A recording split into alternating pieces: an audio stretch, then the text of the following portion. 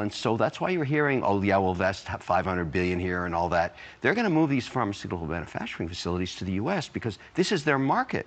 Here's Kevin O'Leary, one of my favorites, talking about how the Germans and the French, they're kind of pissed now because they're going to get the short end of the stick, but you know what? They're going to do it, suck it up, and as I just said, say, thank you, sir, may I have another?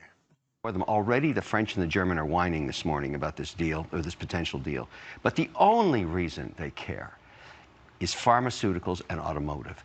We are so huge to them in those sectors, so huge, so massive, so important that they have to come to the table.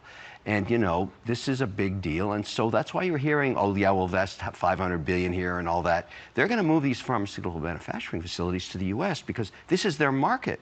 And so Trump's getting that win, but I don't think we're done yet. I mean, the EU is such, it's the biggest deal there is. You're making the case that the headwinds will come from the other EU partners against this deal? I'm saying the headwinds are in the details. You know, already they want protections against things like automotive in their direction. Oh, we don't have so many cars. Nobody's buying a Ford 150 truck in Switzerland or, you know, in France. You can't fit them on the street, let alone your driveway. So, but isn't this the problem with the EU, fundamentally? Is that a handful of people make decisions in Brussels that affect all the country?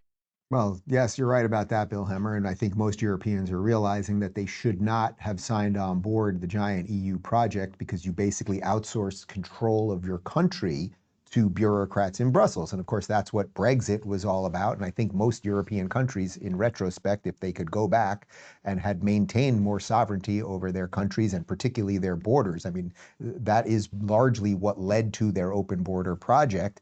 As you know, Hungary, which is part of the EU, they pay 1 million euros tax every single day, 365 million euros a year to keep their borders closed. That's what they have to pay in a penalty to control their own borders just to be part of the EU because they want to be part of the broader trade deal. So they don't want to not be in the EU. But that just shows you the crazed competing interests of how ridiculous the EU, the whole EU concept was in the first place.